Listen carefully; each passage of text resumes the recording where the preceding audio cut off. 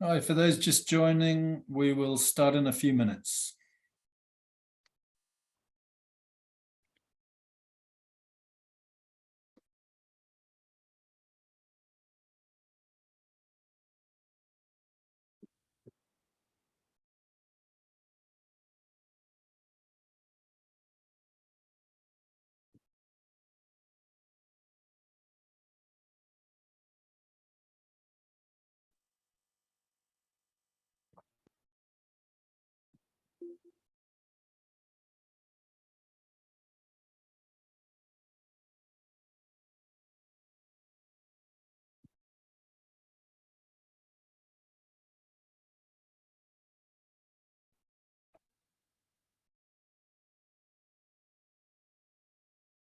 To be honest, everybody, I'm not seeing that many interesting backgrounds. Obviously, Mr. Nassar, you've got a good formal background there, but everybody else has gone quiet.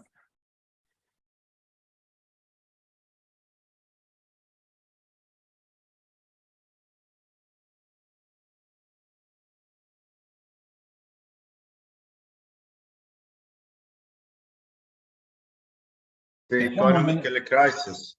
Say it again, sorry? It's the economical crisis. I understand you've got to be careful about your backgrounds. No, I do. I quite understand Youssef. That's one. Plus, we all have clean backgrounds. That's great. That's great. I've actually got my elephant in the background. So. I'm disappointed you're not wearing your T-shirt. Yeah, well, I have to get cleaned every so often. So, okay, everybody. So, yeah, a warm welcome to everybody who's online listening to us, to our fantastic speakers and panelists. So my name is Sam Baker. I'm very much looking forward to the next couple of hours where we think and hear and question and challenge and discuss climate change in Lebanon and indeed more broadly. So this is part of Walk2COP27. We'll talk about that a little bit later. But we all know we've got COP27 in front of us now, a very important part in the calendar for every country. We've got, you know, arguably the most important issue that faces us all in the medium and longer term and our children in front of us. And so we've got a great discussion coming up. So with that, what I'd like to do is hand over to Pierre from LCEC. And thank you, by the way, Pierre, for the tremendous support the LCEC has given us in the run up to this. So hand over to Pierre to welcome us and to introduce the minister will speak, and then it'll come back to me for a little bit of talk about COP27 and the walk. And then we've got two very fine panels to listen to. So with that, I'll go on to mute, and Pierre, over to you. Thank you, Sam. So good afternoon, everyone. Good morning to whoever is living in a different time zone. It's really a pleasure to join you here today. It's really a big pleasure to have with us His Excellency, the Minister of Environment in Lebanon, Dr. Nasser Yassin. It's really amazing to see the follow-up done by His Excellency in order to follow up and to push and to put a positive momentum in all the actions undertaken by Lebanon in order to keep fighting climate change and in order to keep moving forward in this direction. Let me say that it's really a pleasure for the LCEC team members and for myself to be participating in this town hall. We believe this discussion today will offer a lovely platform for all national players in Lebanon, people dealing with the environment, with climate change issues, and people dealing with energy and renewable energy issues to meet, to discuss, and hopefully to come up with one common voice that we can share during the COP meeting taking place later in November. So we're really eager to participate in the discussions. We're really eager to listen to the ideas. We're really eager to listen to the challenges that we're facing. And I do believe the LCEC team does believe that Lebanon is facing a lot of challenges, a lot of issues, a lot of problems. What we are eager to change these challenges into opportunities. And I think this is the main reason why we are all here today, to change challenges into opportunities. With this, I would like to end my opening note, and I would like to listen more from His Excellency. So please do let me introduce the Minister of Environment, His Excellency, Dr. Nasser Yassin. Doctor, the floor is yours.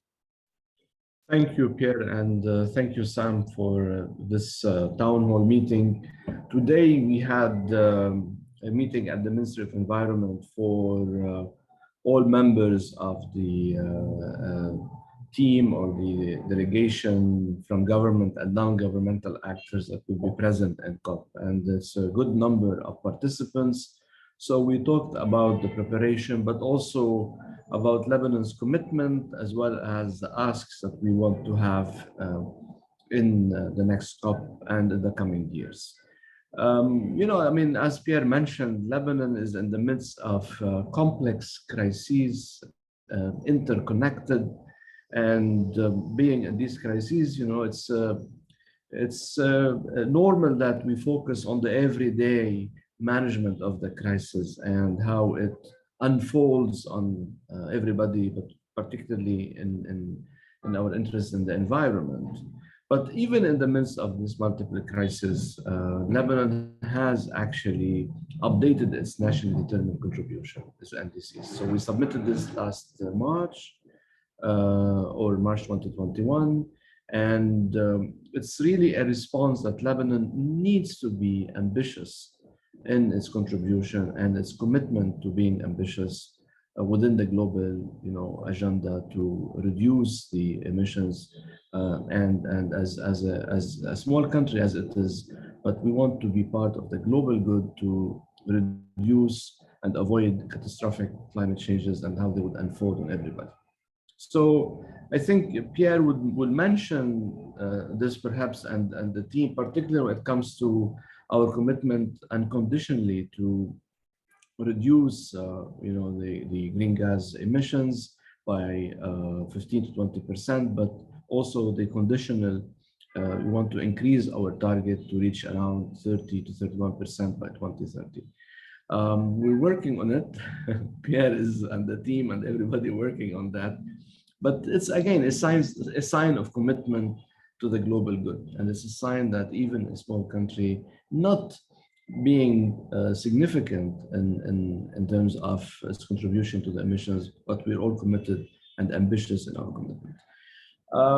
So this is part of the NDCs. There are also unconditional targets that we put and so on. But I want to focus on a couple of things in today's introduction, particularly when it comes to finance, the overall adaptation agenda, but particularly finance and communication. And you know, when we look at COP27, we see it as another opportunity for us as a small country to be part of all the discussions and to really see the progress towards the commitment that everybody made in Paris. So this is key for us in the next COP. And we particularly want to work on the adaptation agenda, on all the adaptation action, financing climate goals, and we want to actually stand with others when it comes to the loss and damage responses, as well as I mentioned, cutting emissions for the 1.5 degrees target. So we're as a government and non-governmental actors keen on this agenda and the discussions and the negotiation and all the mobilization that will take place in Sharm el-Sheikh in the next couple of weeks. But on finance, and I want to spend a minute or two on finance. For us, this is key in Lebanon, particularly given the crisis and of course, given that we're going to go through recovery, we're putting the foundation for this recovery. And as decision makers in Lebanon across different sectors, particularly the Ministry of Environment, or also colleagues in the Ministry of Energy and Water and other ministries, we see climate finance as a key component in the making of the recovery agenda and the making of policies and financing those policies.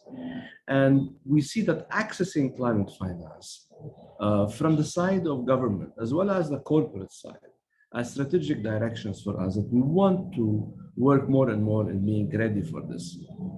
And for me, this was new as Minister of Environment, going into the world and fields of climate finance, but also for many other decision makers.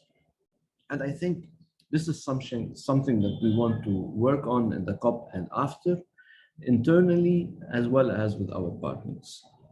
We see it actually, we see that accessing climate finance through its different modes, to put it this way, is a unique opportunity for us in Lebanon to reach a macroeconomic stability we're keen on getting and is part of the recovery, while we build a green, more inclusive recovery process. A recovery that's based on the foundations of sustainability, a recovery that builds things better than they before and they never leave anyone behind. These are not slogans. These are part and parcel of any recovery agenda we're working on. So when it comes to energy, when it comes to food security, when it comes to forestry, when it comes to water management and water resource management, transport, and so on, this should be a key component of any forthcoming policy or strategy on those sectors that I briefly mentioned. And for us, as I mentioned, climate finance is a key component in all of this. I think this also, similarly, it's also an opportunity for the private sector, and that's a message to the private sector, really to be more and more innovative and in creating innovative ways to tap into the opportunities that exist in climate finance. I think there's a long curve in terms of getting to know how the private sector can access climate finance as well as the government that I mentioned. But I think this is key for them. For us, part of the crisis we're going through in Lebanon is related to the monetary and fiscal policies that we had in the couple of decades before. We need to reach certain fiscal policies that maintains that sustainability, but also want to have new monetary policies that encourages private sector to really be utilizing the resource that exists out there, rather than what I mentioned a couple of times, relying on cheap access to cheap money, to put it this way. And climate finance is one main component for the private sector to energize itself and utilize those resources and those opportunities. And I think this is part of building a better future, a sustainable future for everybody in Lebanon. So that's on finance. The ministry is working on making Lebanon ready more and more for climate finance. We've engaged a lot with the private sector as well as the Ministry of Finance, and we're working now on a specific fund to encourage investment that are part of the green recovery. But I want to spend the last minute on communication. And I think that's a message we had to discuss today in this meeting, but also earlier with colleagues at the ministry. We need to communicate our commitments to fighting climate change, into the adaptation action, into climate finance in a way that everybody in Lebanon and elsewhere understands. And I think communication is key here. For many people, climate change is not seen as something near to them. Climate change for them is seen as a first world problem. We are stuck in our everyday problem, as I mentioned earlier in the talk. We're stuck with managing of garbage collection and how compromised it gets with the financial crisis, air pollution from suboptimal production of energy that Pierre knows a lot about, river pollution and water resource management. We're struggling to do this, and we've been affected significantly by the financial crisis. So for many people in Lebanon and perhaps elsewhere in the global south, when it comes to climate change, they would see it as something far from them.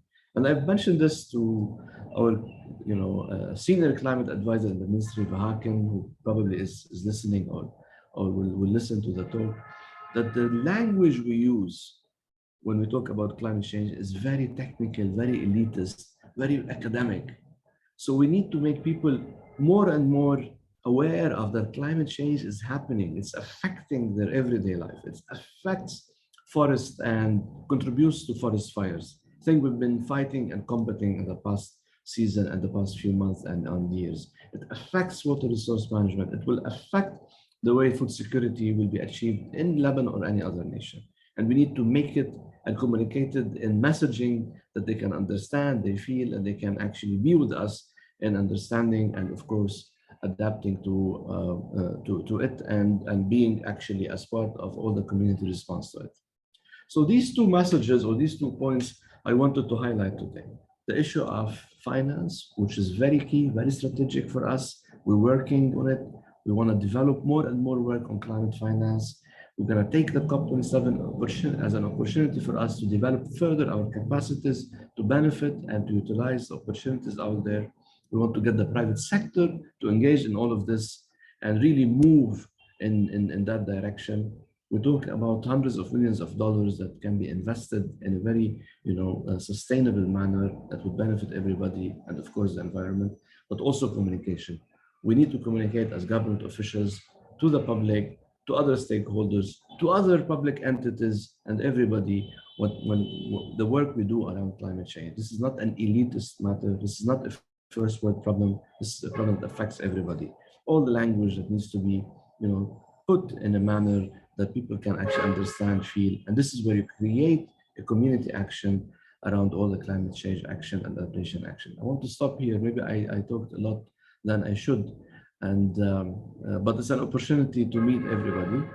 And I'm going to hand it back to Pierre. I'm going to stay for another 10 or 15 minutes. I wanted to stay all, for all the session, but I actually put the timing by route 12:30 rather than the London timing. So sorry, Sam, I misreading the time, but I'm gonna see the recording at a later stage. Thank you so much.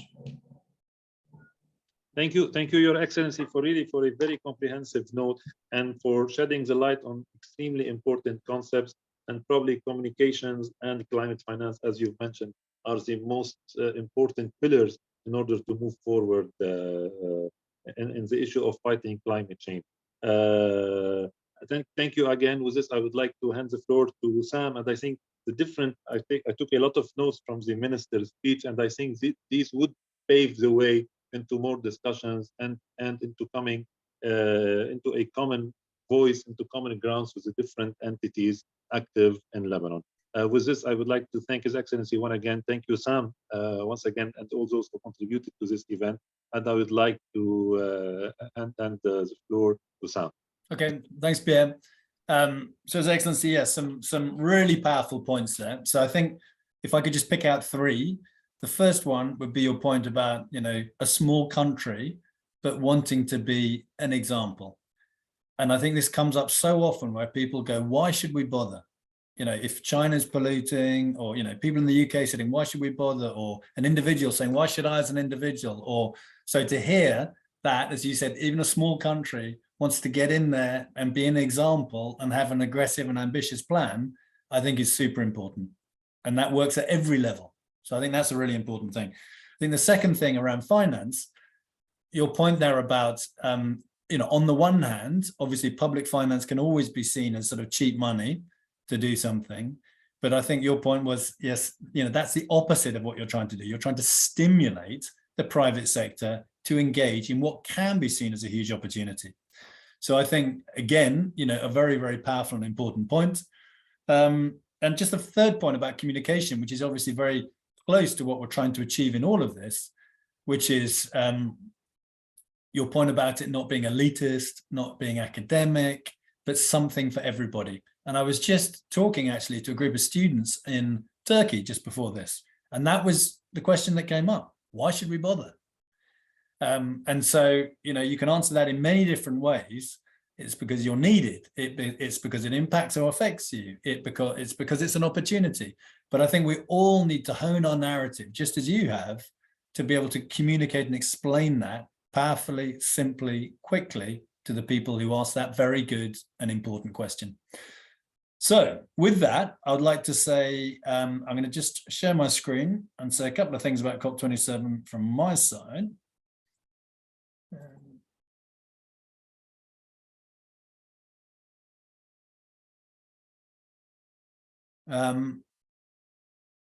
So perhaps sort of taking a mini step back. So it's fantastic. You've been just coming straight out of a meeting where you have been discussing this in earnest. That's really good to hear. That brings it alive for me. But, you know, as a layperson, not an expert, but as somebody who's been looking and reading about this and hearing what other people say, I've just got to get a couple of points about COP that I want to make. And I suppose the first point, the context is, you know, that we are massively challenged by climate change. And the IPCC reports are the things that I reach for. I think they are quite academic and they're quite difficult to read, but there are summaries. But they are, of course, reports which are written for governments to create policy and by a very large number of international scientists. So for all those reasons, it feels like they're credible, you can trust them, but also, unfortunately, they are terrifying and they are telling us both now and in the medium term, the challenges we're going to face.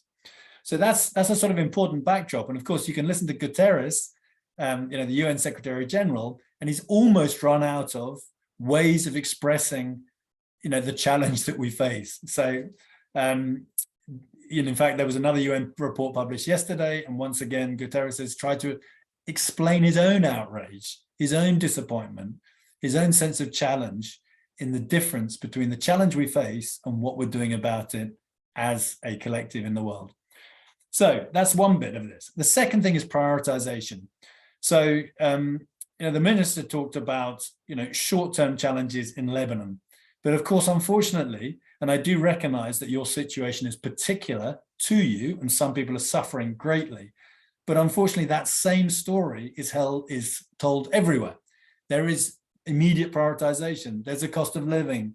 There's the, I don't know, at a personal level, it might be sickness, it might be ill health, it might be, so we always face this challenge around prioritization. But I think it's fair to say that particularly this year, we faced that with the back end of COVID, creating supply side challenges and inflation in the world economy, with obviously the war, which is largely doing the same, but overlaying energy security on top of this as well.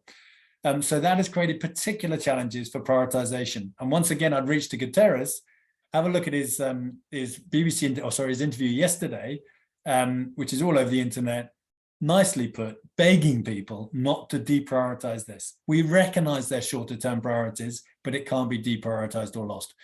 The next piece is political prioritization.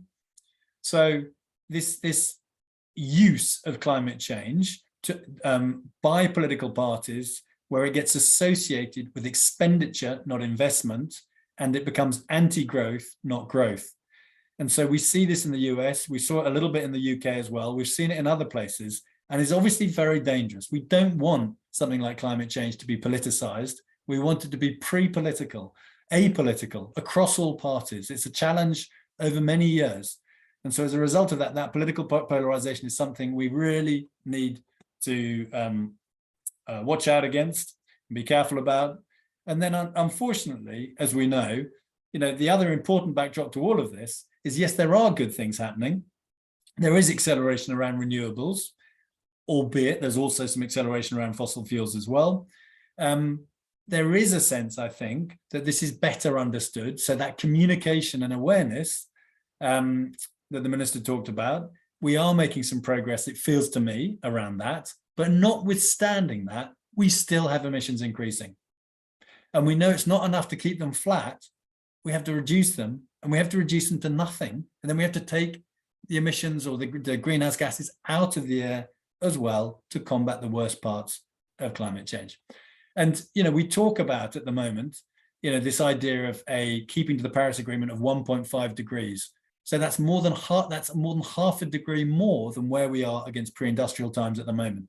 So we shouldn't think, and this was Greta's point, we shouldn't think of that as an aspiration.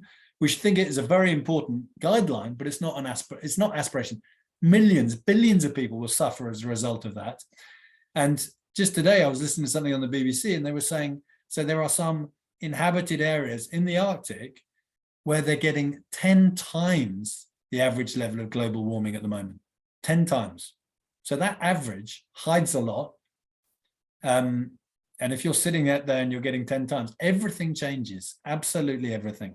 So that's the good news. So then I think when we look at COP26, I think the mitigations element to it. So again, mindful not to talk in too much sort of, climate speak, but the collective plan to reduce emissions that the world's making to keep within the Paris Agreement, we failed upon. We were trying to go for 1.5% or 2%, and the collective plan went to 2 degrees centigrade if all the plans are implemented, above pre-industrial levels. So that wasn't a great success. I think what was a success for COP26 is that a lot of people got involved, a huge number of NGOs, a lot of the third sector. So I think that was very, very important and powerful, a lot more business, arguably, than is often there. So I think those things are good things, but of course, we've got to be on our guard against greenwashing, and we've got to make sure that turns into something really powerful and good for us all. So we move forward to COP27, and of course, it's massively important.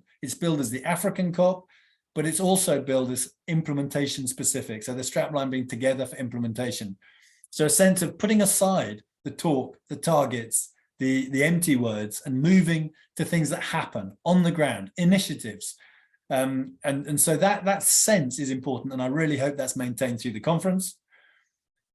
Obviously, there is an opportunity, and we heard that Lebanon have upgraded their nationally defined contribution, their plan, which is great, but not many countries have. I think the last count was about 25 countries have upgraded, and it's not making a huge difference at an aggregated global level. So that is of concern. And so we should very much hope and put pressure on our own countries that we do see those plans revised, and we do, or at least promises to revise them, and we do see that aggregate implied temperature increase reduced. In terms of adaptation, I think there is a growing sense that this has been a poor cousin to reducing emissions.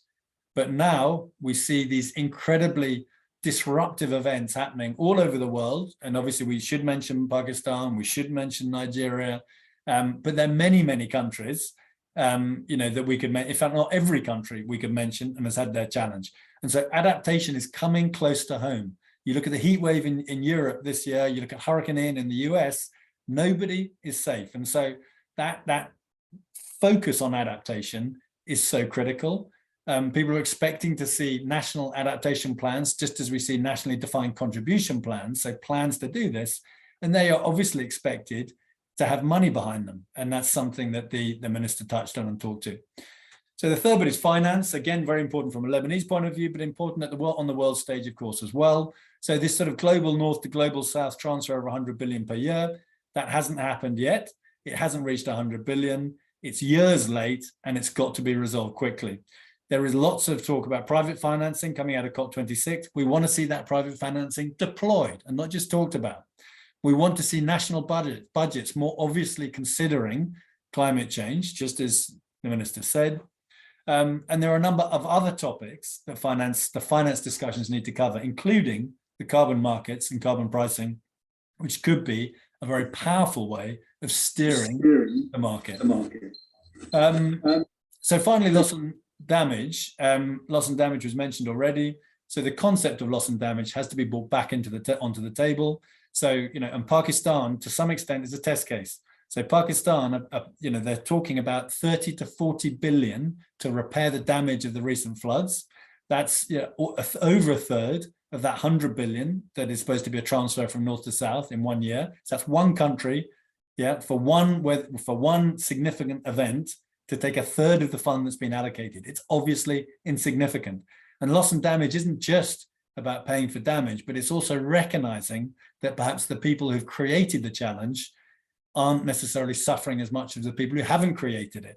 And so there is an obligation and a duty underpinning this as well. And so we very much hope to see some progress. We saw a little bit of progress in COP26, a very small amount. So for instance, Scotland put some notional money on the table for a loss and damage fund. We hope that's going to be brought out and made serious. And there are many other things that happen in and around COP, many things that happen in Glasgow around, deforestation, about methane agreements, which were sort of outside perhaps of the formal UNFCCC process, but were very, very important as well. And we hope those will be taken forward and their focus will be on implementation.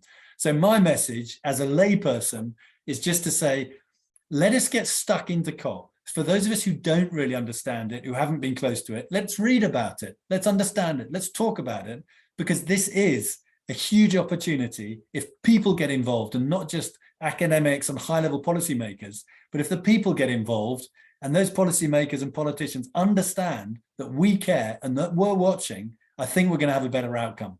So with that, that was part of the reason we have Walk to COP27. So Walk to COP27 is an initiative focused on trying to drive mass participation in the run-up to COP27 to stimulate climate action in a small way. And of course, grand ambition, I can't claim any massive impact, and any impact I have got is through the likes of the people in Lebanon that I've been working with. But the way we've thought about climate action is 4 critical outputs. And the first is obviously decarbonisation, aka also known as mitigation, so bring those emissions down, obvious, and a lot of focus on that, particularly in business. The second is resilience or adaptation. We've talked about that already. That needs to be more of a focus because we know that we're going to suffer now and we can't avoid it. So are we prepared for that, yes or no? The third, justice. So yeah, Mr. Nassar mentioned leave nobody behind. So that was a key underpinning of the Sustainable Development Goals as well. So we cannot do this change that we require, make this transition in a way that exacerbates inequalities. We have an opportunity to address some of those inequalities in the way that we do this. And when we reflect on the system we have and the reasons that we've got where we are, part of that is, I believe, due to the lack of voice or lack of equality of voice of the people who harm and the people who receive the people who create the challenge and the people who are hurt. And the final point is circularity. So you could argue that climate change is all about the lack of circularity.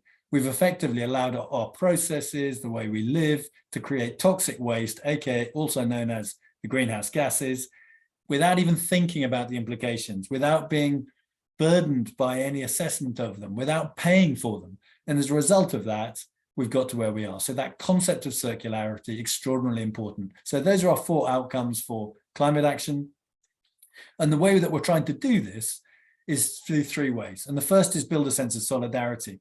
So that point about communication made earlier, this is something that we all need to get involved in. A lot of people are concerned, but a lot of people aren't acting, or they don't feel that their neighbors are concerned, or the other people in their household are concerned. So we need to talk about it in our businesses, in our organizations, in our different roles, as school governors or whatever we are, in our football players at home.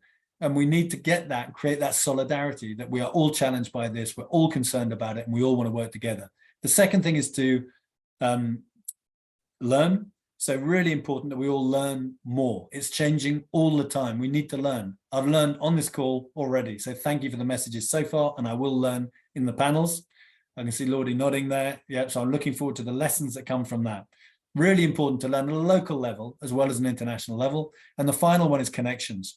So making connections between people across demography, across country, across type of organization, because this is a systemic challenge and we need to understand different points of view. And I heard something yesterday where they talked about 2 types of problem. And one is one that you can fix, and one is more of a mystery where you have to immerse yourself in it in order to resolve it. And I think with climate change, some of the things are problems that we can fix immediately, but a lot of it requires significant behavioral and systemic change. And we need to immerse ourselves in order to come out with the right answers. So with that, there are 4 ways to get involved. So this initiative ends at the end of COP. So we are now in our last, 20% of our time, but we do want your help. And the first one is to register on this app called Atlas Go. The link is there in front of you. We have over 1,550 people walking, running, cycling, and traveling in wheelchairs. And they're doing it where they are. So this is a virtual tracking of the distance you walk. We are planting trees on behalf of the distance walked. And those trees are being planted by the Jane Goodall Institute in Burundi. And we have over 170 people from Lebanon doing this. So lots of different reasons, but that is a fantastic number. And a big shout out for the biggest team, which is Fakabien. I'm probably destroying the pronunciation of that. But anyway, fantastic effort by them. The second thing is these town halls. So they are all recorded in different countries. They're an opportunity to learn about different contexts in different countries. We have one in Amman on Monday. But our final town hall is what we're calling a World Town Hall, and it is on the 1st of November. And this is an opportunity for everybody to provide their input. So it's not a bunch of panelists, not me talking. It's people providing their input on a collaborative platform that we can then synthesize together, and then we'll write up, and then we'll provide and publish that during COP. So please mark that date, 1st of November. It's on the website. The link to it is there. So we really want to see you then. Get your input. On the third point is Clubhouse. So on the website again, there's about over 30 sessions by the participants on topics of their interest. So this afternoon, there's one out of Lebanon, which is Green Buildings and the Lifehouse Project with Nizar Haddad. So I'm very much looking forward to that. And then finally, be busy on social media. It's a great way of communicating, as we know. It's a bad way of communicating as well, by the way, but if we can communicate the right messages with the right level of simplicity, let's get on social media and let's talk about climate change and create the buzz. Whether that's around Walk2COP27 or around your own initiative or anything else, doesn't matter, but let's amplify each other's climate initiatives and be loud about it. So that's the end of me talking. So just to remind you what we've got in front of us. So we've now got 2 panels. So the first panel is on climate change challenges and responses in Lebanon. So we very much look forward to our 4 panelists and our expert moderator. So here they are in front of you. They will introduce themselves. And the idea is that each panelist will then have about 4 minutes to provide their own perspective on climate change, the challenges and the responses they see, and particularly in Lebanon, because we want to hear what it feels like in Lebanon and a country like Lebanon. When that's done, the moderators will ask a number of questions to stimulate the discussion. And those questions may or may not cover, what does it feel like? Are people registering the challenge of climate change in the countries? What does it feel like? The second is around what's being done about it. So are we creating interesting and good solutions? The third is how do we scale those solutions to make them really impactful? And the fourth question, the one is my favorite question, is asking people to step back from their roles, step back from their, detailed and academic or scientific knowledge or any other type of knowledge, and really think, what is the single most impactful thing that they would ask for to really increase the scale, the speed, the scope of the transition in Lebanon? And we ask the same question of each of the countries, and it's fascinating to see how it changes. So we then got the second panel, which is a focus on renewable energy and what's happening in Lebanon. So I think very exciting and very exciting for people to listen to outside of Lebanon. And so again, the same format, 4 minutes talking about your perspective. And then we've got Ghada, who will ask a series of questions, similar types of questions, but this time with a focus on renewable energy. And then that final question, an opportunity to step back from everything. So with that, I would like to hand over to Laudie, who is moderating our first panel. Thank you, Sam, and everyone for being here today. Thanks, Sam, for stopping in Lebanon as a stop on your journey from Glasgow to Sharm el-Sheikh. My name is Laudie Jamous, but today I'm not going to introduce myself as a net zero consultant, but rather as one of the 4 million people living outside of Lebanon and who carry Lebanon in our hearts. I left Lebanon when I was 18 years old for many reasons, but most importantly because Lebanon could not give me the opportunities that my parents wanted to see for me.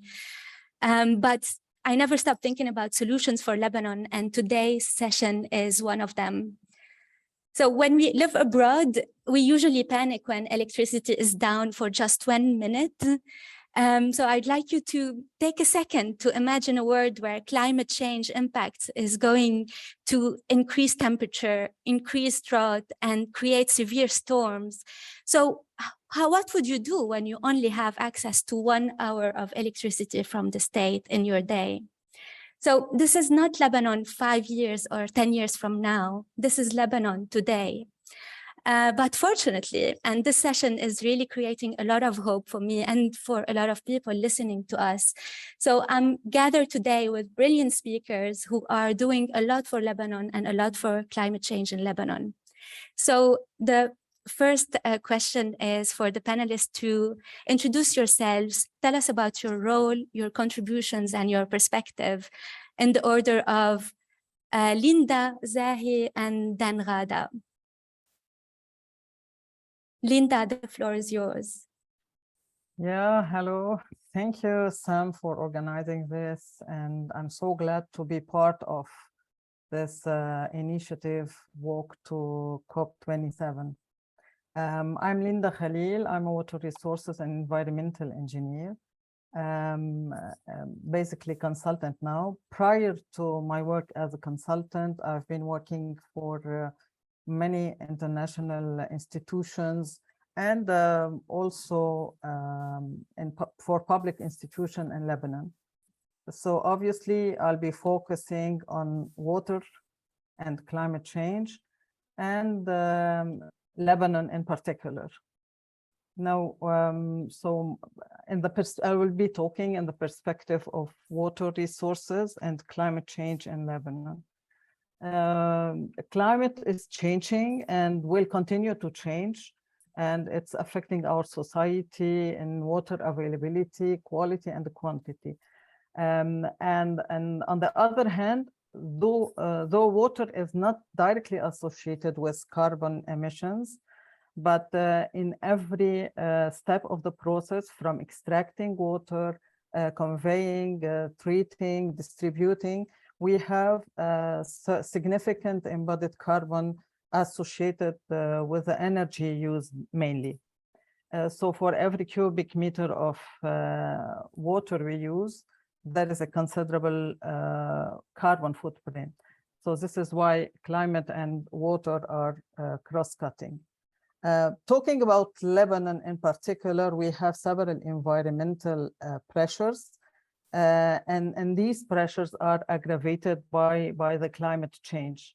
We have uncontrolled abstraction from the aquifer. We have over-exploitation of our resources, being spring, groundwater, coastal water even, and we have a huge problem of pollution of the water resources that are becoming scarce due to, and the pollution is mainly due to domestic wastewater, urban wastewater, agriculture, and activities, and industrial activities.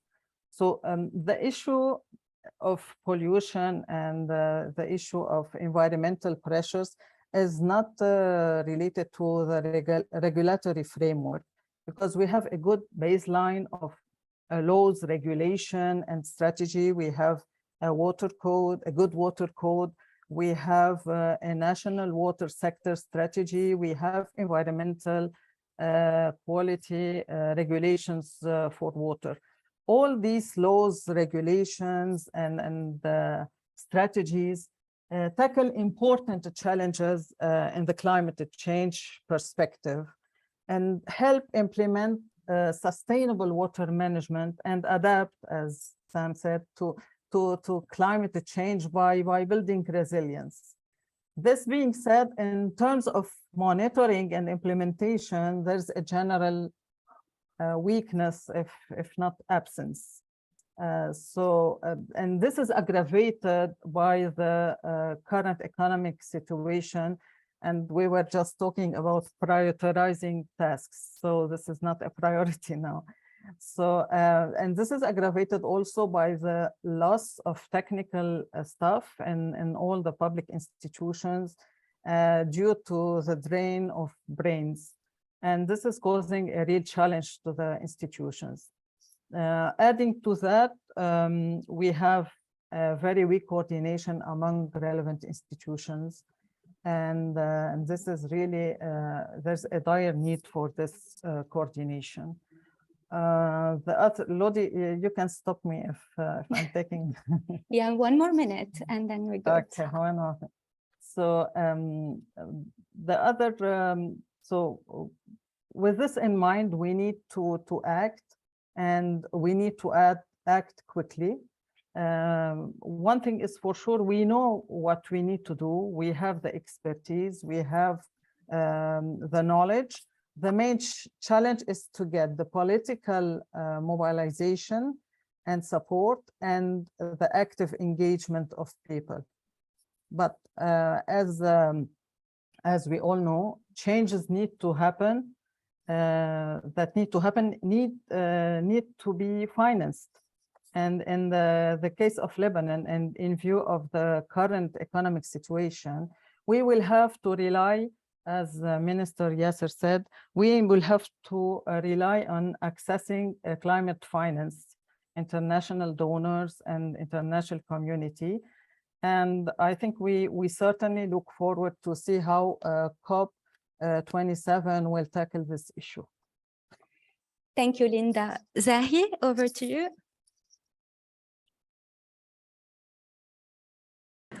Hi, Hey, Zahi. I'm Zahi Chahine. I'm the project manager for strengthening disaster risk reduction in Lebanon. It's called the Disaster Risk Management Unit and the Presidency of the Council of Ministers.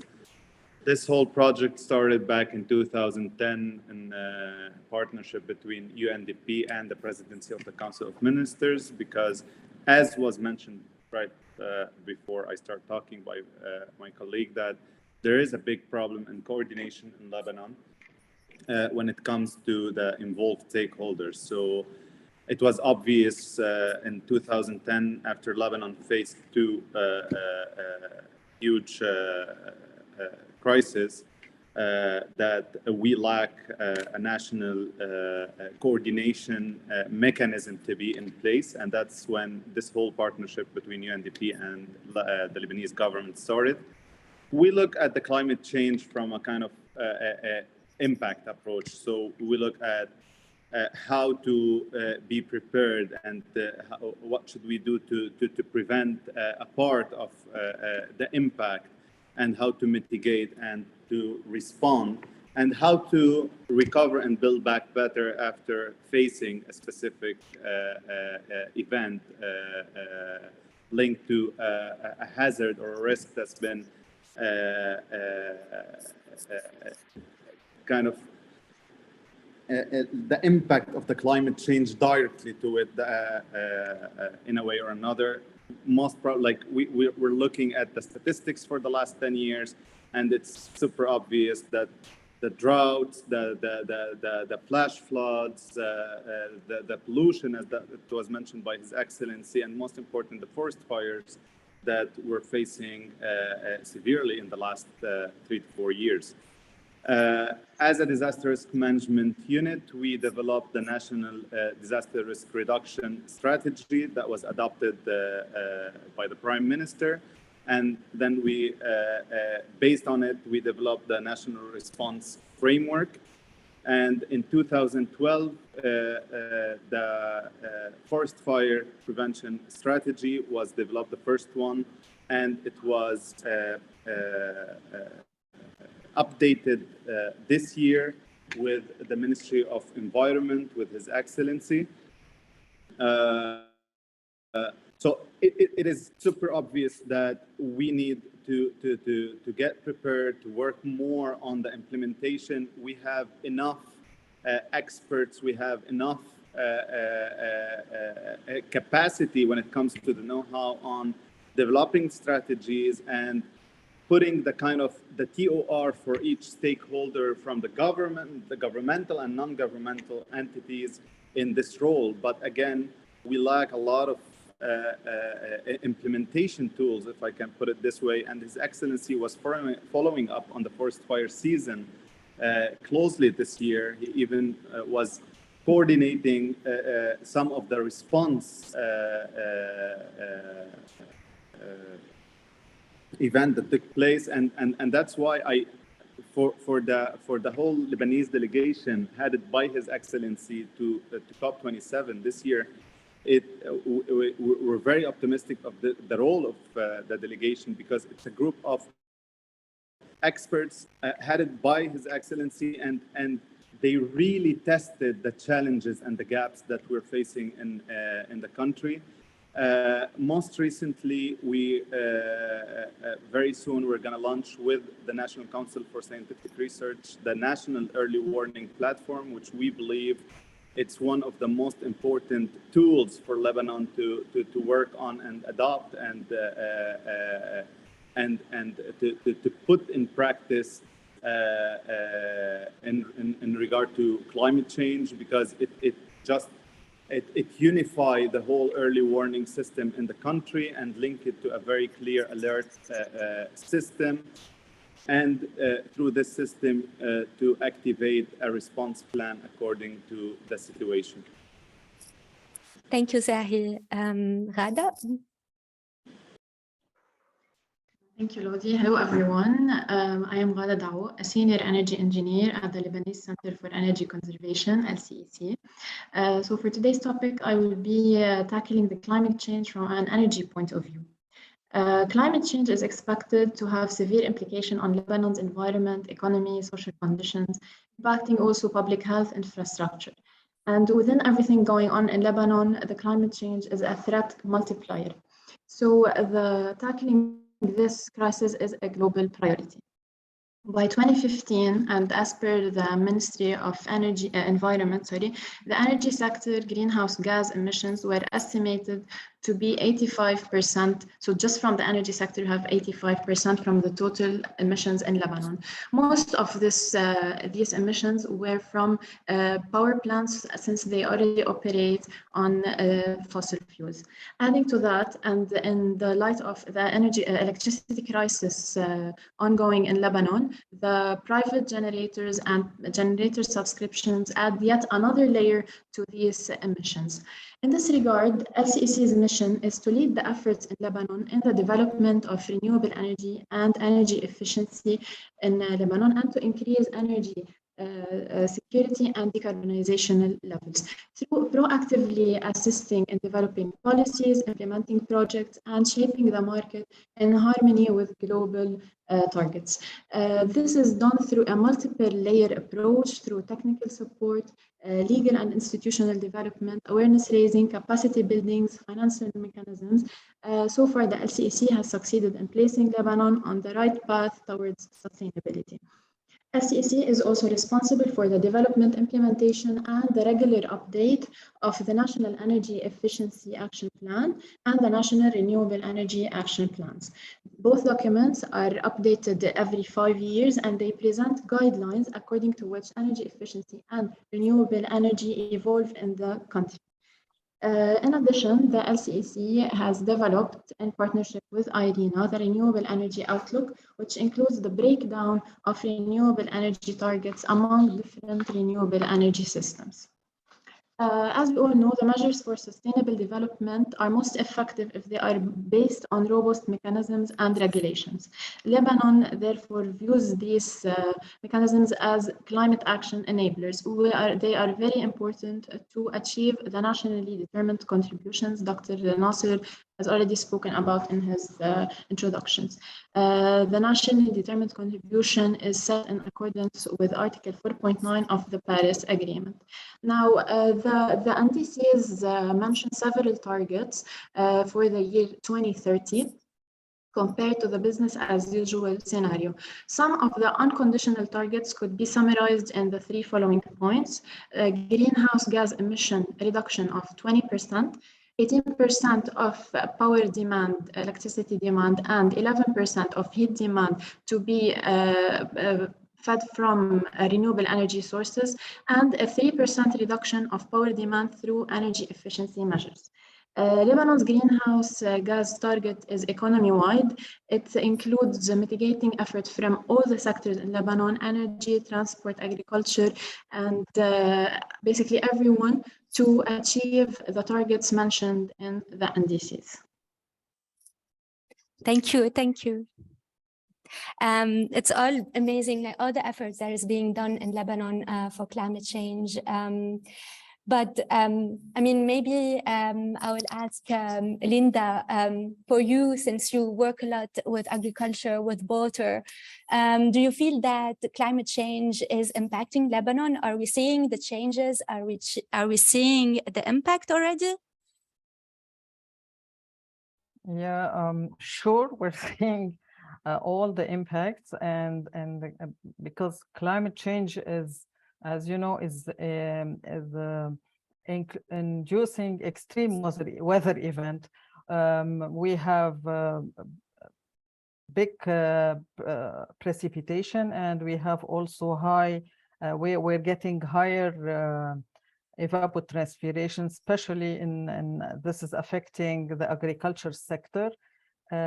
Already Lebanon is already facing water scarcity in summer because we have very low storage capacity and we have deteriorated infrastructure, whether for potable supply or for agriculture, for irrigation. So also the climate change is reducing the predictability of water availability. So we don't really know when it's gonna rain and how much water we will have. So while water is being more scarce and unpredictable, we have water demand increasing and evapotranspiration increasing, and this is leading to further exploitation of aquifer. Especially this is visible and this is we can see it, and any body in the field will know that all the groundwater are observing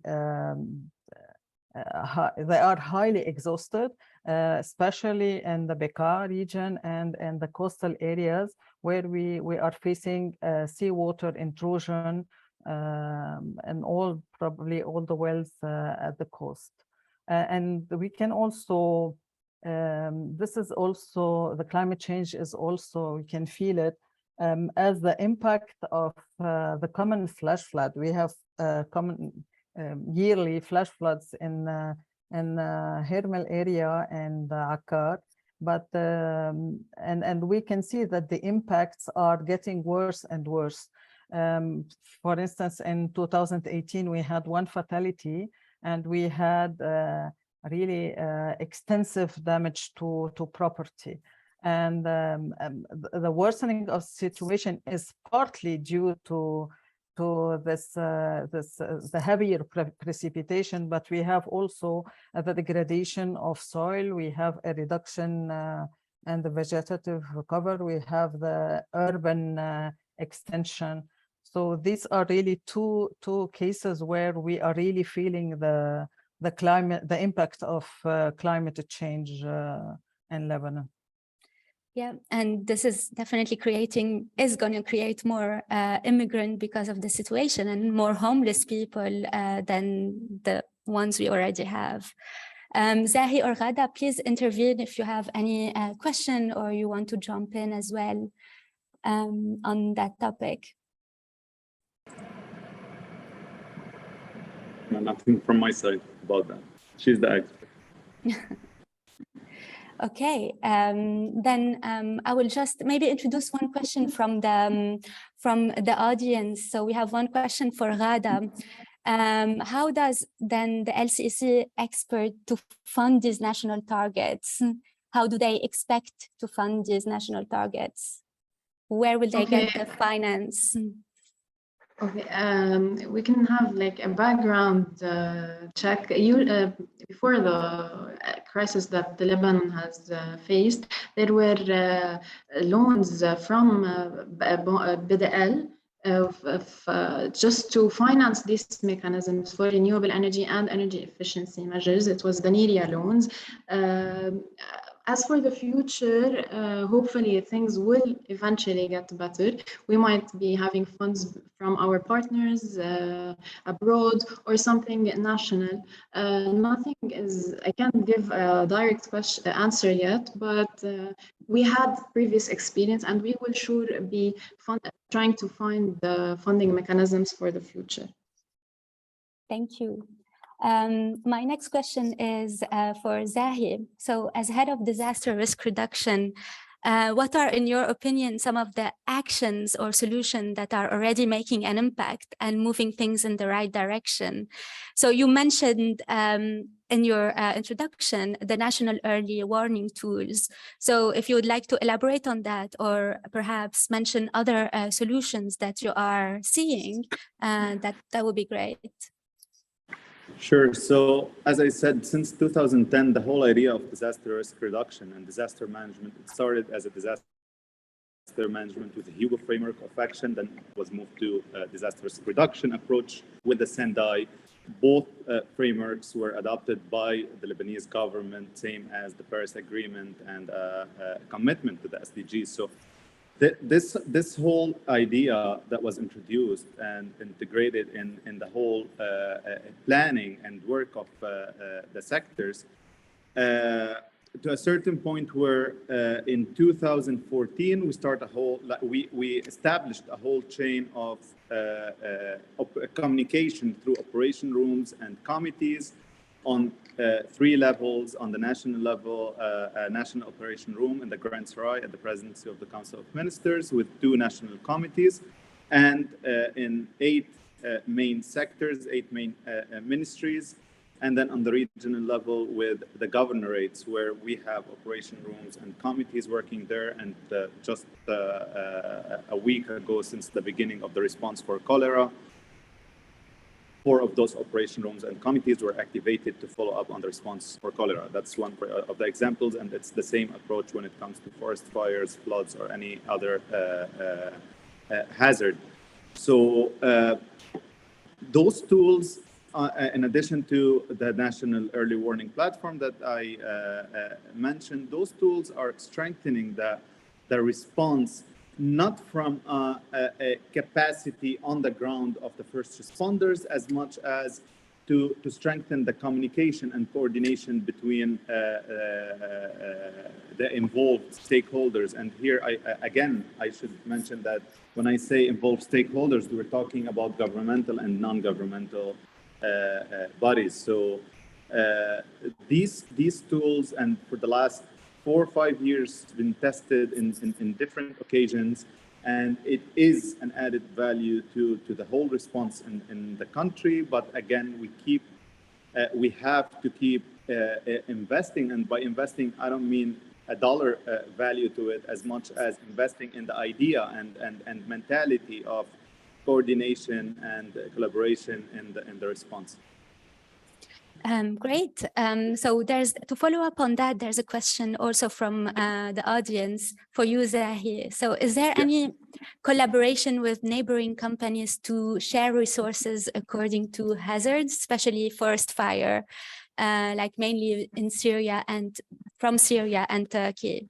And another question, is there any collaboration with AFAD in Turkey to respond to different hazards? Okay, I'm going to start by, so Lebanon is a part of many Mediterranean programs for this, as PPRD and Union for Mediterranean, with the EU ECHO. Lebanon is a part of the whole EU mechanism of support through the ERCC in Brussels. So in case of any additional support, we can always activate the EU mechanism of support. In the same time, we do have some bilateral agreements with countries to support in response, like Greece, like Egypt, like Jordan, Syria for sure. In 2019, actually, 2 of those bilateral agreements were activated with Jordan and Egypt, who sent helicopters to support in the forest fires response. With Turkey, we're working with Turkish on the early warning at this moment. No, we do not have solid agreements or bilateral in the response for forest fires at this moment, but we're working on the whole concept of early warning and how to develop it. Great, thank you.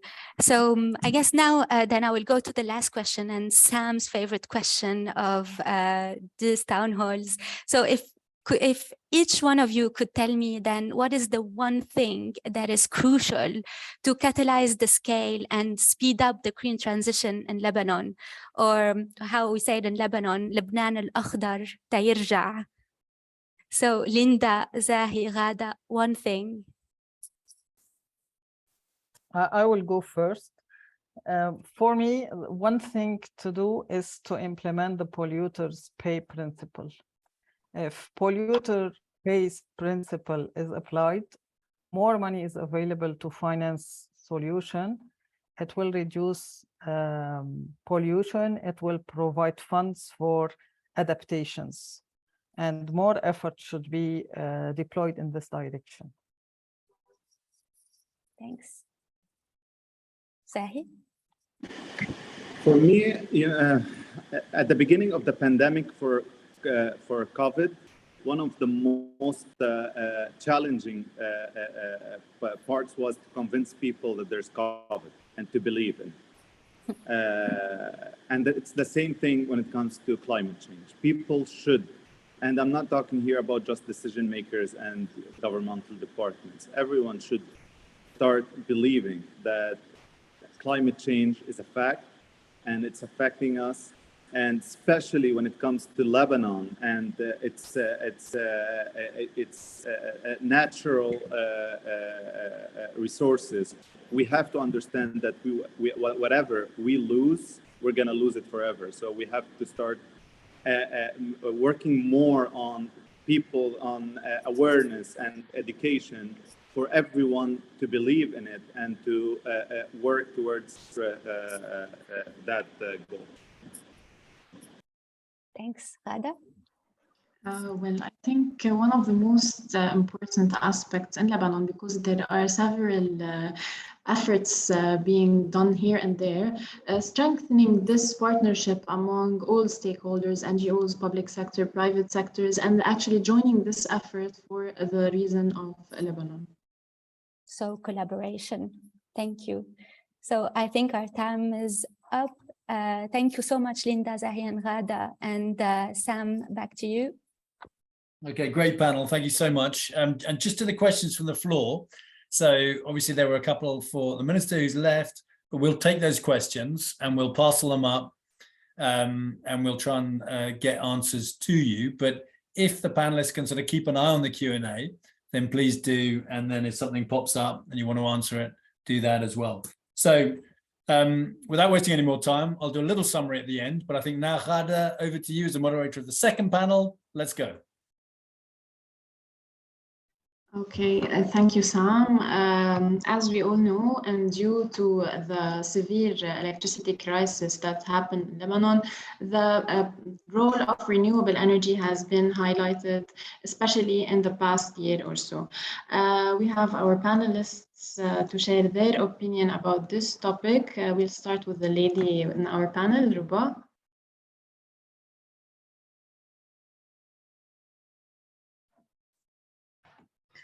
Good afternoon, Ghada. Good afternoon, everyone. Thank you for joining us in this panel. My name is Rouba Nassar. I'm a sustainability consultant at grfn, working in the energy efficient and sustainable engineering, design solution, and advisory services in the region.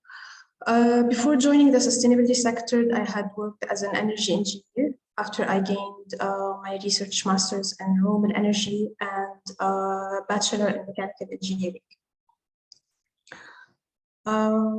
This is a brief introduction.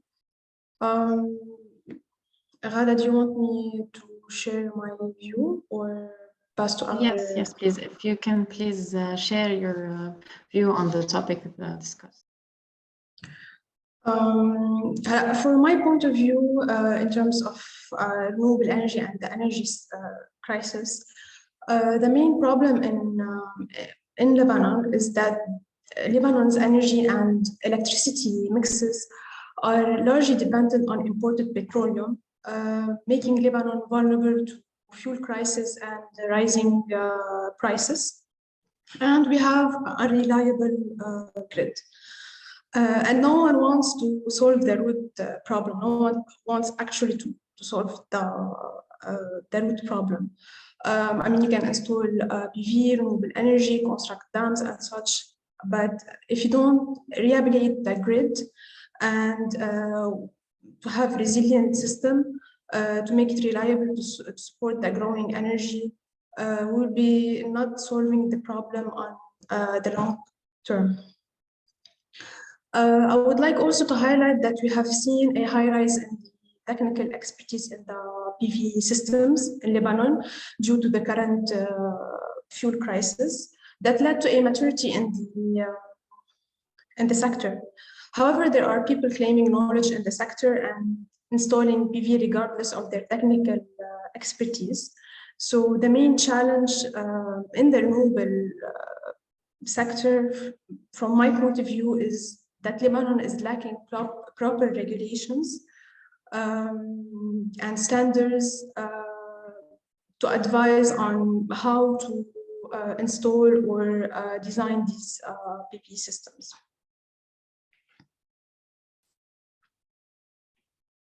Thank you, Rouba. Thank you for your input. And now to Dr. Hassan. Yes, good evening, and thank you, Walk2COP, and thank you, Sam.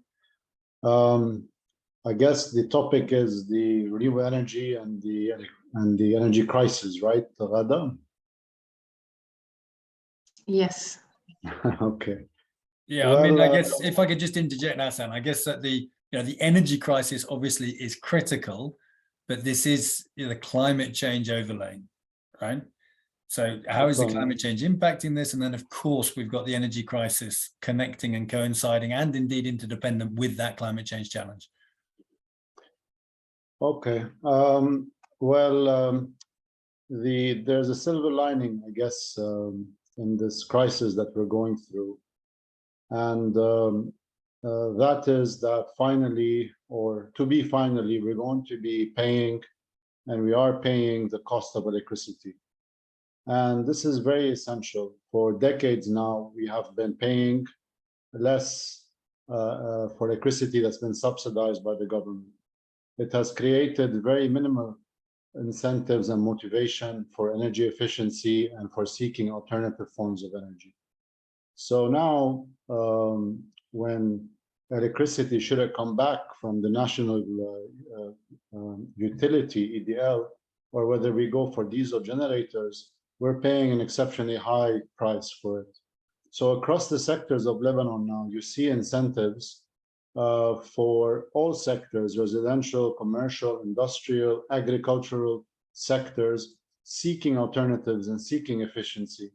And this is something good. Under our NDC targets, and you're right, we've upped the NDC targets to 30%. Honestly, I hope we reach the first NDC targets of 20%, but nevertheless, we're 30%. And so to reach these targets, there's the distributed generation, renewable energy are taking us there, because all the utility scale renewables, be it the wind that was almost going to reach financial close, or the solar that was launched, the solar farms, these are all now stopped and they're all waiting for the reforms to happen. So will we reach the renewable energy targets? I hope we will through distributed generation, renewable energy, and maybe if we do reforms very soon, then we'll be able to relaunch these large-scale bidding and to reach the 30% that we actually need. So I'll stop it here. In terms of climate change, I think that a country like Lebanon that's fractured, its institutions are imploding. We are going to be under more and more stress.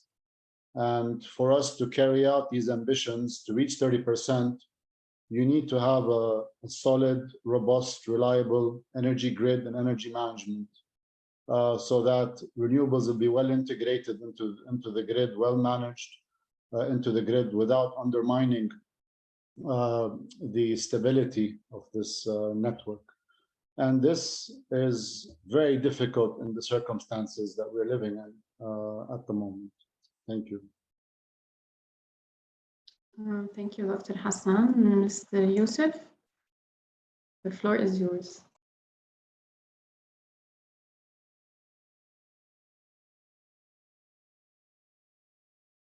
You're muted, Youssef. Okay. Thank you, Hassan. Okay, thank you, Sam, for inviting all of us here. And really, I would call it a chat, a coffee break with colleagues and renewable and clean energies in front of me. Well, the colleagues Rouba and Dr. Hassan said it. I made a summary, but I would like to take it from another perspective. Is that this crisis that made Lebanon unique in terms of the monetary crisis, economical crisis, the refugees crisis, the explosion, this pressure, one way or the other, and this passiveness of our government with an attitude of let nature takes its course, has in a way let nature lead the people to go to renewable energy. The people have because of the necessity, like you know, it's the necessity is the mother of invention.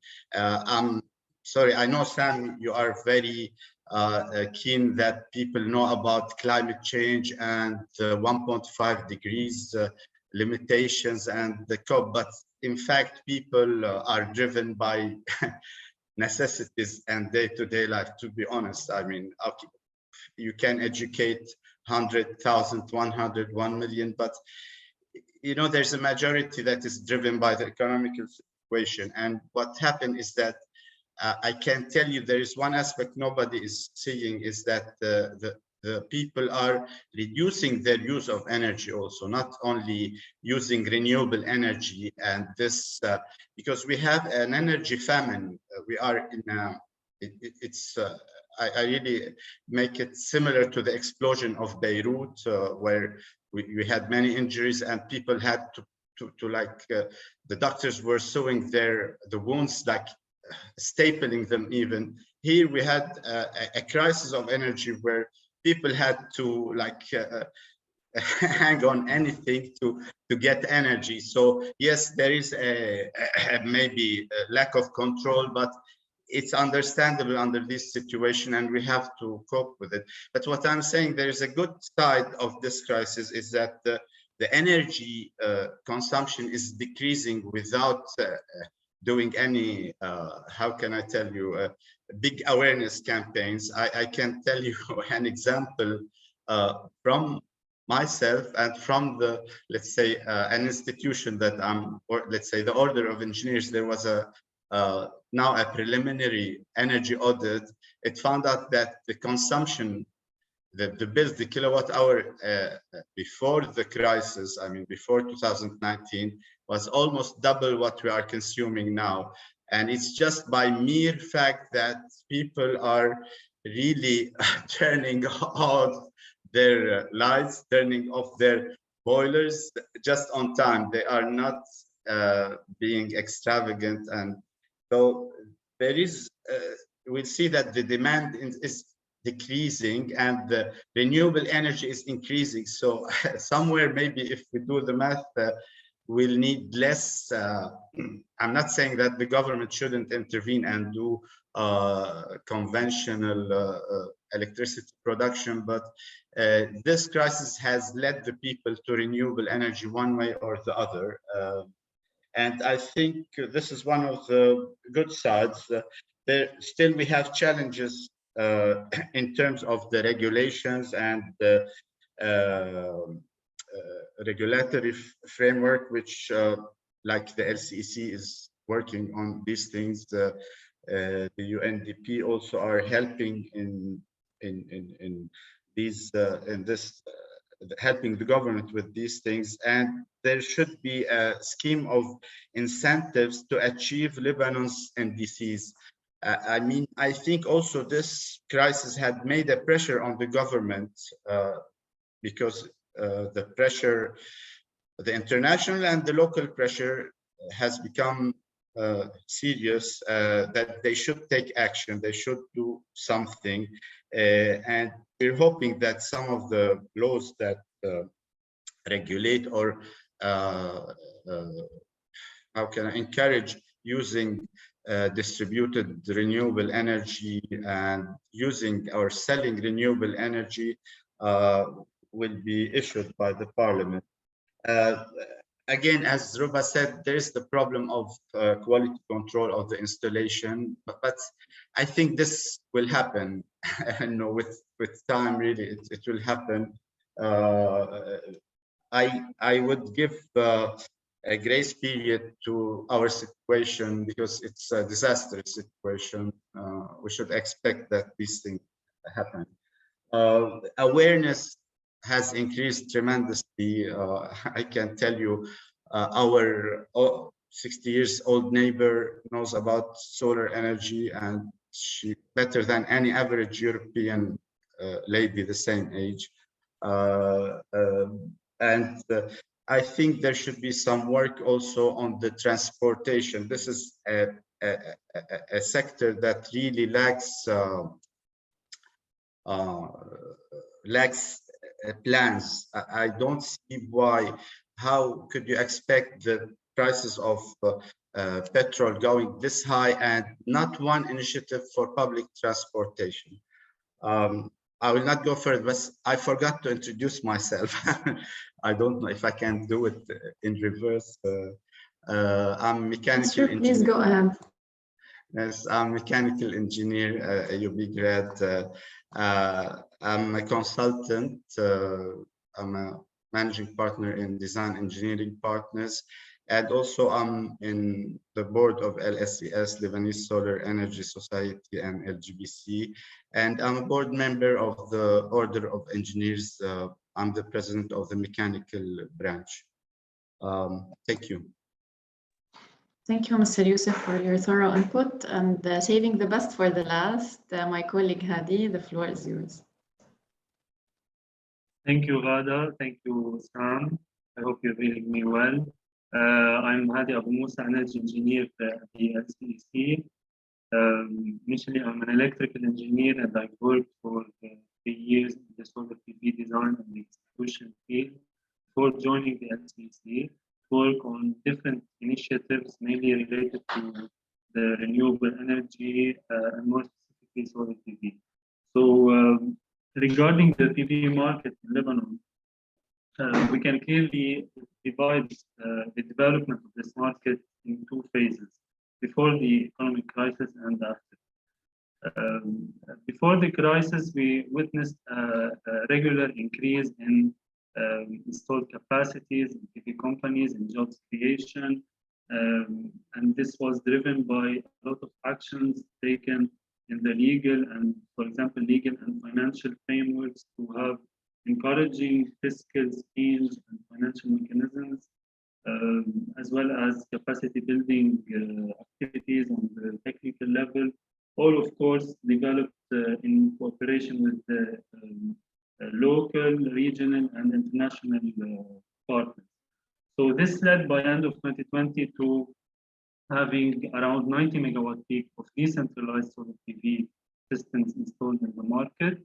And the target we have already set in the National Renewable Energy Action Plan for this category, the decentralized PV systems, was 100 megawatt peak. Of course, the market was developing well. The main purpose of the system, or the majority of the systems, was for in the aim of reducing the energy bill in terms of electricity and diesel consumption. Whereas after the crisis, the priority shifted completely towards securing energy, as already mentioned by panelists. So this created a different kind of boom in the market. New PV companies, and new installers, and new products and technologies were introduced to the market. And it was a bit chaotic at the beginning, but for example, the LCEC, through the PV facilitation method procedure, is trying as much as possible to shape the market in a better way, and by reviewing applications submitted by individuals, which has an indirect impact of raising awareness, and by PV companies to verify the standards and the quality and the safety of the proposed system. This, to quantify this boom, I can give you an example of the numbers. Last year, this procedure was launched by the Ministry of Energy and Water in cooperation with the Ministry of Internal Municipalities. Throughout this year, we have around 40 megawatt peak of systems. The majority of that is in the residential sector. Whereas compared to, for example, in 2020, we had around 13 to 14 megawatt peak. So we can see the huge difference in the installed capacity. This shows us the huge potential we still have in this field, but of course it comes with important challenges, mainly related to how we can sustain and maintain these systems, especially that we have a storage component in the majority of these solutions. For example, also how we can integrate later on these systems in the national grid and so on. So if we can put that in line with the climate change, of course, this development is indirectly helping us reducing the dependence on fossil fuels and diesel generators and reducing CO2 emissions indirectly as well. That's it from my side. Thank you, Hadi, and thank you, everyone. Rouba, I have a question for you. As mentioned by our panelists, sorry, the decentralized hybrid PV systems, especially residential ones, are booming, and automatically in the future there will be wastes from these components. Are you aware of any plans or programs that are ongoing to treat these wastes, especially those related to the storage and batteries? And as we all know, they have a very negative impact on the environment, and they also contribute to the climate change. And if so, how do you think these initiatives could be scaled up to have a larger national impact?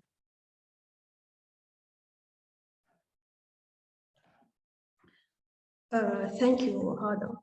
Before addressing your questions and talking about the negative impact, I would like to highlight that the renewable energy systems are good, reliable systems in terms of addressing climate change, reducing the carbon footprint, and having energy resiliency. The main problem is when we talk about sustainability and climate change, we need to look at the long-term effect or the life cycle impact of the renewable energy system. So at the end life of, for example, of a PV system, these materials, for example, PV or batteries, will become waste. And specifically waste are a critical issue to address because it's hazardous waste that contains toxic materials and properties that can and affect our health when disposing in nature or landfills in an unsustainable way. Usually these wastes have should being safe collected, disposed or recycled in a safe manner. But in Lebanon, we don't have a formal procedure for the safe collection and disposal and or recycling. This is on the nationwide. Usually these types of waste are mostly handled by local NGOs, for example, Arc-en-Ciel or EcoServe, that targets the collection of the electronic waste and are interested in the valuable materials in them, like aluminium or metals. But there is no specific initiative or program or regulation tackling this problem. And because this is not tackled at this time, this problem will escalate the health impact from the climate change point of view and the effects that are induced from human. I hope I answered your questions.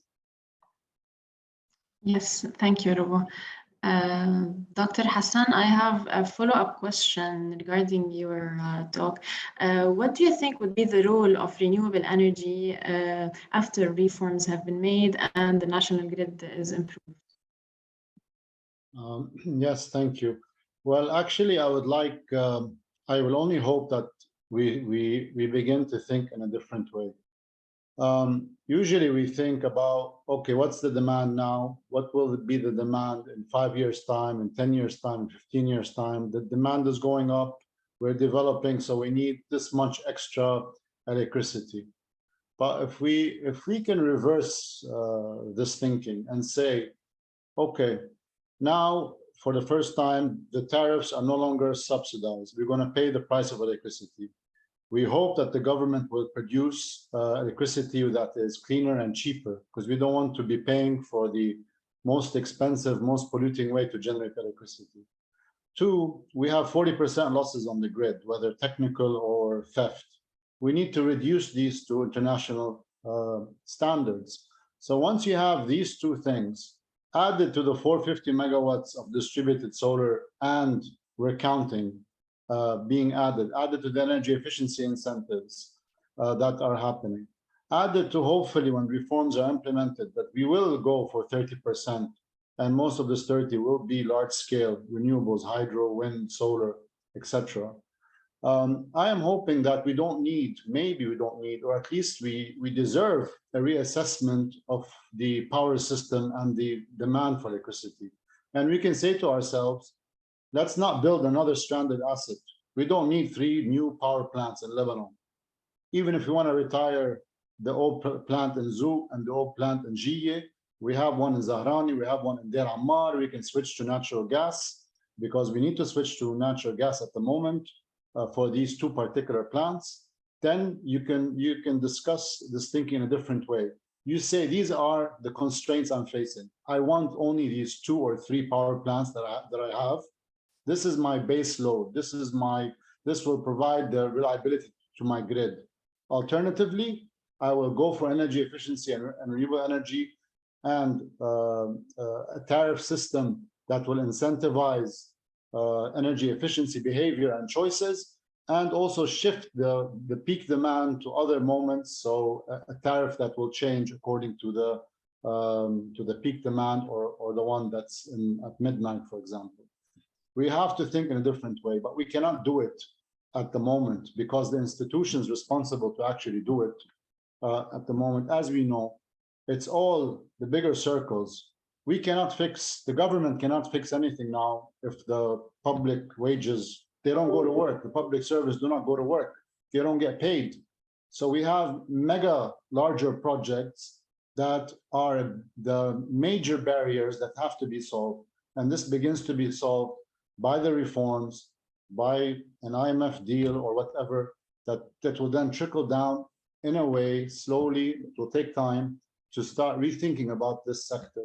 And this sector is, at the moment, if the government talks about new power plants, then the government is doing business as usual again. We don't need it.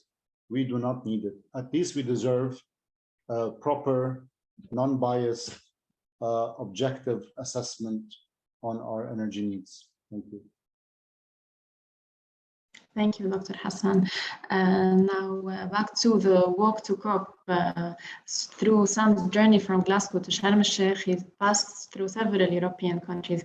My question to Hadi is, amid the energy crisis that the European countries are facing, what do you think the implications of this crisis are on Lebanon? Well, thank you, Ghada. Probably for now, the energy crisis in Europe can form a good opportunity for Lebanon for the future, knowing that mainly in the gas supply, knowing that the gas supply sources are being shifted from east to west to south to north. And since the priority now for Europe is to diversify the sources of supply to reach better energy security and to have security of supply, this can be an opportunity for Lebanon, especially with the recent updates regarding the gas exploration potential. This can be a good opportunity for Lebanon for future to be part of this new export-import of gas, as well as the green hydrogen that is very important now for Europe, but of course we are still falling behind in this context. But at a later stage, especially that we are a country rich in renewable energy sources, it might be a good potential as well for future collaboration with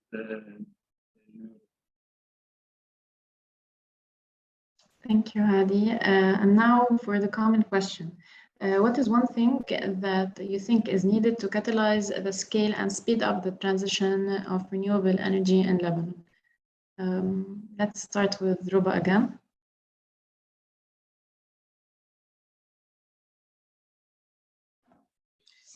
Sorry, Ghada, can you repeat your question? Sorry, I was focusing on replying on another one.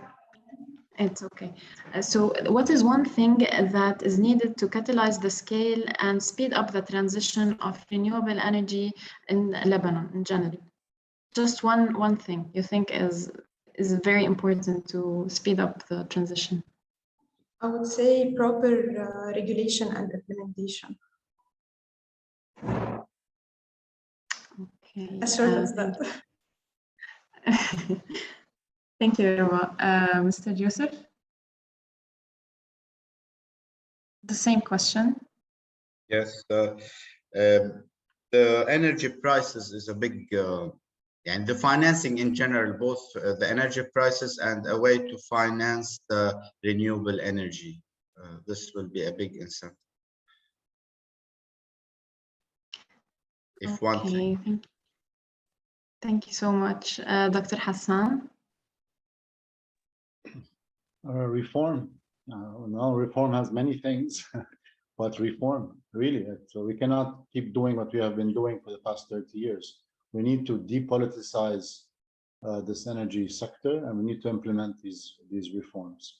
Thank you. Thank you. And ending with Hadi? Yes, I would say the same in line with what Dr. Hassan said. Mainly the restructuring of the electricity sector, because it will definitely open the door now that we are paying the real price of electricity and energy. It will open the door for even more highlight on the importance of renewable energy projects like the solar farms, the wind farms. It will definitely boost the development of these projects because it will be something that is needed, not only a target that we want to reach. Okay, thank you, Hadi. Now, if anyone has anything else to add or any comment to say, comment on, now's the time. No. Okay, thank you so much for everyone. Sam, back to you. Sure. Thank you. Thank you very much, everybody. Thank you to Pierre. Thank you to LCEC. Thank you to the Minister. Thank you for our two sets of panels. Absolutely fantastic. Great insights. Really, really interesting for people outside Lebanon. So I hope it's very interesting for Lebanese, but also very interesting for people outside Lebanon. You know, the challenges, the differences, but also the commonality. And if I could just pick a few things, and I apologize if I sort of completely misrepresent your points, but a few things I've taken away, and I will summarize, and we will have a recording and put it out on the internet. But I was struck to begin with where the conversation was really that, you know, the expertise, the policies, the planning, that sort of capability, it was said a number of times by different people, is there. It's in Lebanon. There's no shortage of expertise, somebody said. So there's a sense that that sort of foundation in terms of direction of travel is there, and it's coordinated and organized. But there was this big question of implementation.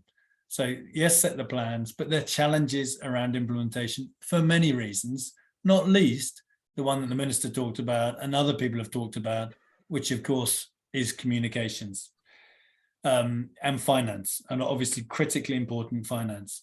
And I suppose finance brings us on to the next theme, which of course we can't ignore in Lebanon, which you've all mentioned in various different ways, but the crisis, the challenge the multifaceted challenge you've faced, and the hope that actually that you're going to come out of that soon, or you're coming out of that. But so if finance is critical, obviously that economic context has to be resolved to some shape or form as well. And so the implementation is in part, yes, it's important to be aware and understood, et cetera, but it's also critical to have the finance.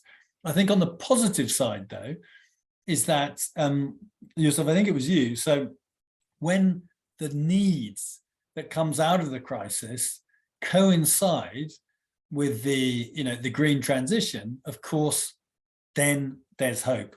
And there's two parts to that when we talk about energy, which several of you mentioned.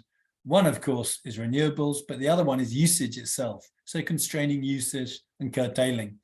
And that's a sophistication that we don't really tackle top down in the UK yet. So obviously people are changing their behaviors, but we've had a communications program actually suppressed by the previous government, interestingly. So I think that when those two things to come together, it's obviously exciting. And so notwithstanding Rouba's point about regulation, if you can, if renewables are being catalyzed by this, and then second, if people are constraining their energy use, that's got to be good news. And of course, that then works into the awareness point as well. And the example of, people understanding though what solar is and what it means and what the financial implications are. That again then starts coming back to people supporting and implementing the bigger policies as well. So I heard challenge, I also heard hope, and it's been a privilege to sit here and listen in to some of these great insights around what's happening in Lebanon. So all the very best. Thank you for listening in, participants, and for people who listen to it and catch up. Thank you very much, panelists and speakers. Have a very good rest of day. Thank you. Thank you, Sam. Thank you. Bye-bye. Thank you, Sam. Thank you. Thank you, everyone. Thank you. Bye.